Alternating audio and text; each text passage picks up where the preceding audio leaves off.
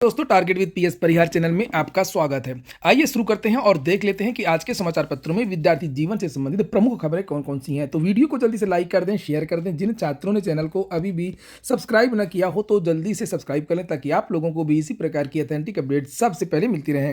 आगे बढ़ने से पहले एक सूचना उन विद्यार्थियों के लिए जो विद्यार्थी इलाहाबाद हाईकोर्ट की भर्तियों की तैयारी कर रहे हैं। एग्जाम डेट्स अभी ऑफिशियली भले ही ना घोषित की गई हों, लेकिन परीक्षाएं आपकी जल्द होने वाली हैं और ये समय है केवल पीवाईक्यू देखने का और प्रैक्टिस सेट का। उसके लिए यहाँ पर बेस्ट बुक है प्रकाशन की, जिसे आप लोग यहाँ पर देख रहे हैं। काफ़ी अच्छी पुस्तक है ये ग्रुप सी और ग्रुप डी की भर्तियों के लिए।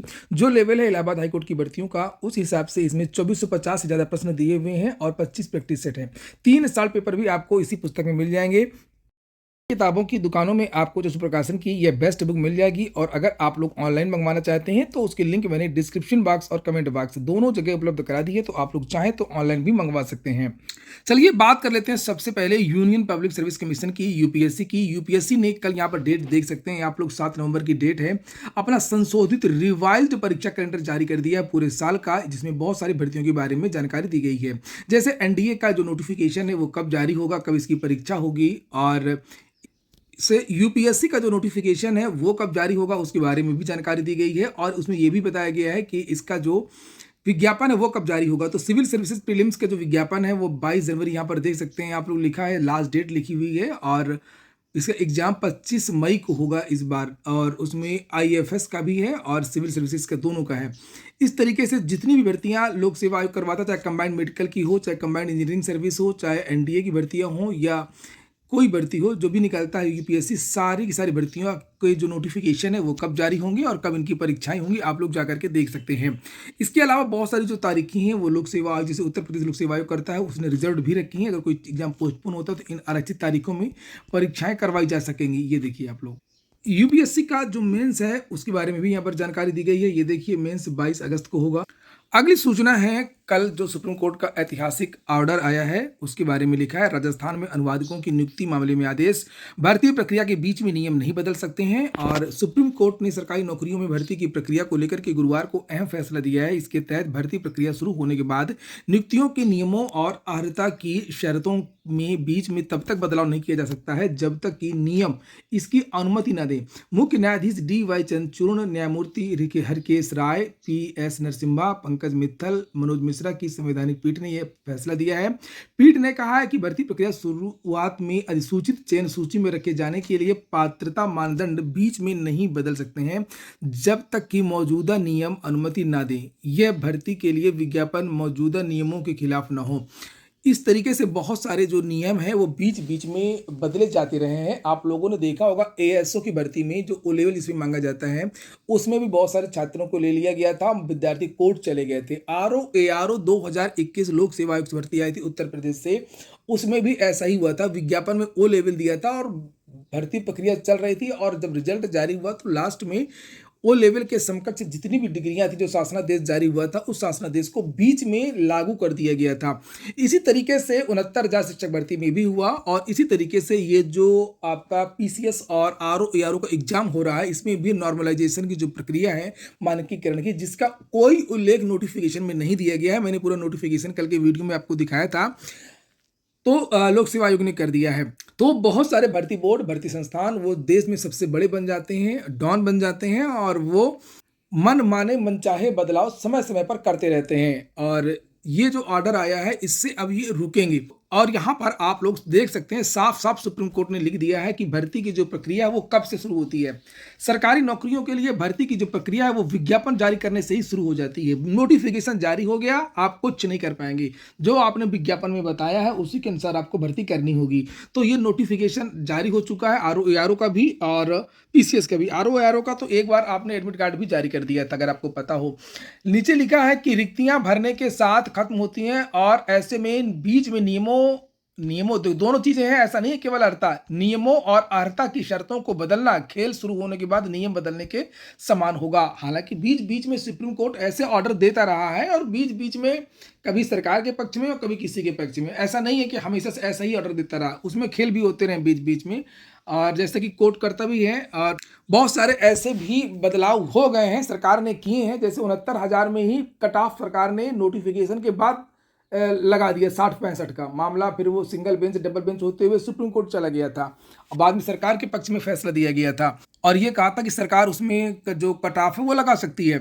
लेकिन अब जो ये आदेश आया है, इससे इस तरीके की चीजें जो single bench double bench high court हैं वो अब नहीं दे पाएंगी और इससे छात्रों को बहुत ज्यादा बल मिला है। सुप्रीम कोर्ट के आदेश से सुप्रीम कोर्ट का ये आदेश लेकर के विद्यार्थी प्रदर्शन करेंगे। लिखा, सर्वोच्च न्यायालय का फैसला छात्रों के संघर्ष को देगा बल। आयोग ने विज्ञापन जारी होने के बाद प्रारंभिक परीक्षा में मानकीकरण लागू किया है। सम्मिलित राज्य प्रवर अधीनस्थ सेवा 2024 प्रारंभिक परीक्षा और समीक्षा अधिकारी सहायक समीक्षा अधिकारी 2023 प्रारंभिक परीक्षा एक के बजाय 2 दिन में कराने का विरोध कर रहे प्रतियोगी छात्रों ने अब इस मसले पर कानूनी लड़ाई, ये देखिए लिखा है, लड़ने का निर्णय लिया है। सर्वोच्च न्यायालय की संविधान पीठ ने गुरुवार को आए निर्णय बीच भर्ती के बीच में नियम परिवर्तन नहीं हो सकता है, छात्रों के विरोध को बल दिया है। भर्ती प्रक्रियाओं में शुचिता बनाए रखने के लिए 19 जून को जारी शासनादेश के अनुपालन में उत्तर प्रदेश लोक सेवा आयोग ने 30 सितंबर 2024 को आरओ 2023 की प्रारंभिक परीक्षा में बड़ा बदलाव करते हुए समान अध्ययन और समान हिंदी का अलग अलग पेपर कराने के बजाय 3 घंटे का एक प्रश्न पत्र कराने का निर्णय लिया है। हाँ, ये भी बदलाव नहीं हो सकता। वहीं पीसीएस और आरओ एआरओ की प्रारंभिक परीक्षा एक से अधिक दिन में कराए जाने का नॉर्मलाइजेशन भी लागू करने का निर्णय 5 नवंबर 2024 को लिया गया है। इसके लिए आयोग ने बाकायदा मानकीकरण का फार्मूला भी जारी किया है, जबकि आरओ एआरओ के लिए विज्ञापन 9 अक्टूबर 2023 को और पीसीएस का विज्ञापन 1 जनवरी 2024 को जारी हुआ था। साफ है कि दोनों भर्तियों की प्रारंभिक परीक्षा में अहम बदलाव विज्ञापन जारी होने के बाद हुए हैं और इस बीच आयोग के एक से अधिक दिन में प्रारंभिक परीक्षा कराने का प्रतियोगी छात्र विरोध कर रहे हैं। छात्रों का तर्क है कि मानकीकरण से गड़बड़ी और भेदभाव की आशंका बढ़ जाएगी। हालांकि छात्रों के विरोध की अनदेखी करते हुए आयोग ने यह कहते हुए एक से अधिक दिन में परीक्षा कराने का निर्णय लिया है कि शासनादेश के अनुसार उन्हें परीक्षा केंद्र नहीं मिल रहे हैं। इस मसले पर आयोग का रुख नरम होता नहीं दिख रहा है। ऐसे में प्रतियोगी छात्रों ने सुप्रीम कोर्ट के गुरुवार के फैसले को आधार बनाते हुए हाईकोर्ट में याचिका करने का निर्णय लिया है। प्रतियोगी छात्र संघर्ष समिति के मीडिया प्रभारी प्रशांत पांडे का कहना है कि सर्वोच्च न्यायालय के निर्णय के आलोक में आयोग का निर्णय पूरी तरीके से संवैधानिक है और आयोग छात्रों की मांग के अनुरूप जल्द कोई निर्णय नहीं लेता तो हम न्यायालय की शरण में जाने के लिए बाध्य होंगे। वहीं पर इन विद्यार्थियों का हाईकोर्ट बार ने भी समर्थन किया है। कल पीसीएस और आरओ एआरओ प्रारंभिक परीक्षा एक से अधिक दिन में कराने के उत्तर प्रदेश लोक सेवा आयोग के निर्णय का विरोध कर रहे प्रतियोगी छात्रों का इलाहाबाद हाईकोर्ट बार ने भी समर्थन किया है। एसोसिएशन के महासचिव विक्रांत पांडे ने आंदोलन का नेतृत्व कर रहे आशुतोष पांडे को भेजे पत्र में लिखा है कि पीसीएस प्रारंभिक परीक्षा 2024 व अन्य परीक्षाओं में 2 दिवसीय परीक्षा कराने नॉर्मलाइजेशन प्रक्रिया अपनाए जाने के प्रस्ताव के विरुद्ध प्रतियोगी छात्र संघर्ष कर रहे हैं। आयोग अपनी त्रुटियों को दूर करने की बजाय प्रक्रिया में बदलाव कर रहा है, जिससे प्रतियोगी छात्रों का व्यर्थ पर दबाव पड़ रहा है। यह निंदनीय है। हाईकोर्ट बार एसोसिएशन सभी प्रतियोगी छात्रों का अपना समर्थन प्रदान करता है और छात्रों का कहना है कि अपनी अक्षमता का जो दोष है, जो पिटारा है, वो छात्रों पर न फोड़े लोक सेवा आयोग। पीसीएस जे के 218 पदों पर होगी भर्ती। लिखा, राज्य सरकार पीसीएस जे के 218 पदों पर भर्ती करने जा रही है। इसके लिए उत्तर प्रदेश लोक सेवा आयोग को नियुक्ति विभाग ने प्रस्ताव भेज लोक सेवा आयोग से भर्ती प्रक्रिया जल्द शुरू करने का अनुरोध किया है। उत्तर प्रदेश न्यायिक सेवा सिविल जज यानी पीसीएस जे के 218 पदों पर भर्ती के लिए महानिबंधक उच्च न्यायालय इलाहाबाद द्वारा नियुक्ति विभाग को प्रस्ताव भेजा गया था। राज्य सरकार द्वारा सुप्रीम कोर्ट द्वारा पारित आदेश 18 दिसंबर 2020 के आधार पर पीसीएस जे के पदों पर भर्ती का फैसला उच्च स्तर पर किया गया है। नियुक्ति विभाग द्वारा लोक सेवा आयोग को भेजे गए प्रस्ताव में कहा गया है कि नई भर्ती प्रक्रिया सुप्रीम कोर्ट के दिए फैसले के आधार पर किया जाएगा और भेजे गए प्रस्ताव के मुताबिक पीसीएस जे के 218 पदों पर कंपार्टमेंटल आरक्षण के आधार पर भर्ती की प्रक्रिया शुरू की जाएगी। यानी कि महिलाओं को अब ज्यादा आरक्षण मिलेगा। इसको लेकर के कल के समाचार पत्रों के माध्यम से भी जानकारी दी गई थी। इन भर्तियों में सबसे अधिक 90 पद जनरल के लिए हैं और इसके बाद 54 पद अन्य पिछड़ा वर्ग के लिए हैं। अन्य पद अनुसूचित जाति जनजाति के लिए हैं। नियुक्ति विभाग द्वारा लोक सेवा आयोग को भेजे गए प्रस्ताव में यह भी अनुरोध किया गया कि भर्ती प्रक्रिया के लिए परीक्षा केंद्र कार्मिक विभाग द्वारा तय की गई नीति के अनुसार किए जाए।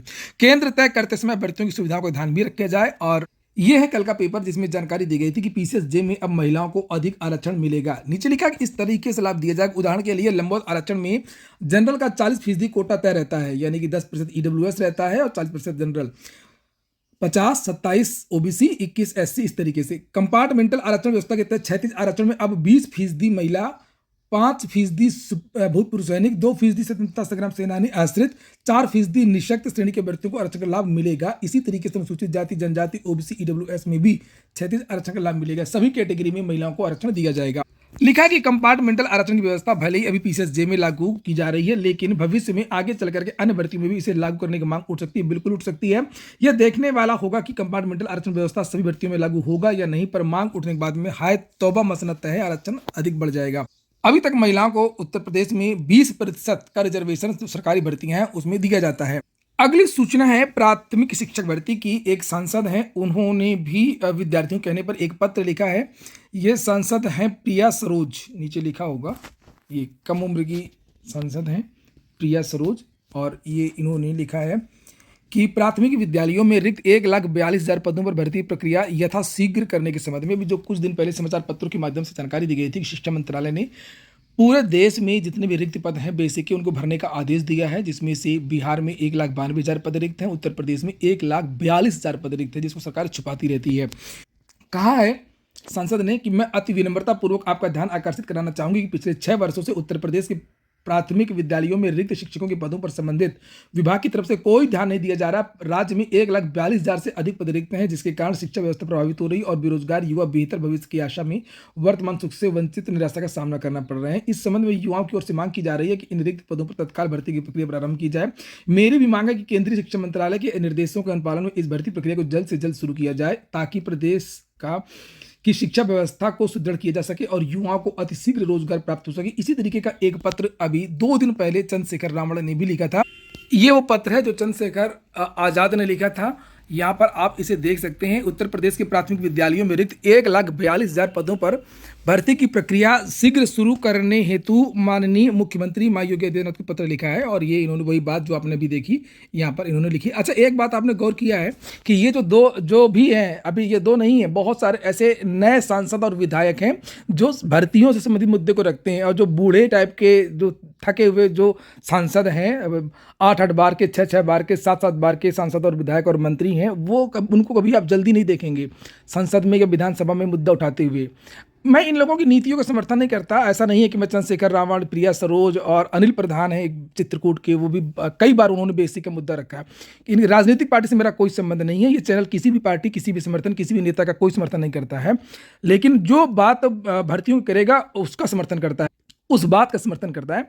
तो एक विधायक हैं करबी चित्रकूट के, आपने सुना होगा पिछली बार विधानसभा में अनिल प्रधान ने भी इसी तरीके से कई बार बेसिक का मुद्दा रखा है। और मुझे लगता है कि जिनके मैंने नाम लिए हैं ये तीनों नए नए चुने गए हैं। जैसे ये चंद्रशेखर आजाद, ये पहली बार सांसद बने।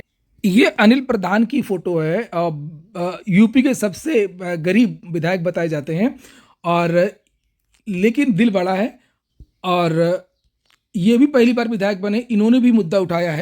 और जो प्रिया सरोज जो तस्वीर देख रहे हैं आप लोग, विधायक की बेटी हैं ये, और ये भी पहली बार बनी है। तो जो युवा है वो युवाओं का दर्द समझते हैं, चाहे गरीब हो, चाहे अमीर हो, चाहे कोई भी सांसद हो। इसलिए बूढ़े थके और चूके जो विधायक सांसद है उनको आप लोग वोट मत करिएगा, क्योंकि वो आपकी बात नहीं सुनते हैं। टीजीटी कला 28 को, जीव विज्ञान 29 को, कल भी ये न्यूज़ दी गई थी, आज भी ये न्यूज़ दिया। शिक्षा सेवा चयन आयोग ने जो कार्यक्रम जारी किया है, लिखा उत्तर प्रदेश शिक्षा सेवा चयन आयोग ने नई भर्तियों के अध्याचन मांगने के बाद अब लंबित भर्तियों को पूरा करने की ओर कदम बढ़ाए हैं, और उच्चतर शिक्षा सेवा चयन आयोग की विज्ञापन संख्या 50 की असिस्टेंट प्रोफेसर रसायन विज्ञान विषय की भर्ती के शेष पदों का परिणाम भी जारी करने के बाद अब जो साक्षात्कार का जो कार्यक्रम है वो जारी कर दिया है। मैंने कल भी बनाया था इसके बारे में वीडियो कि जो आयोग है उसने काम करना शुरू कर दिया है नई भर्तियों में भी, और पुरानी भर्तियों की परीक्षाएं और साक्षात्कार पर भी काम हो रहा है। आज के वीडियो में इतना ही। पूरा वीडियो सुनने के लिए बहुत बहुत धन्यवाद।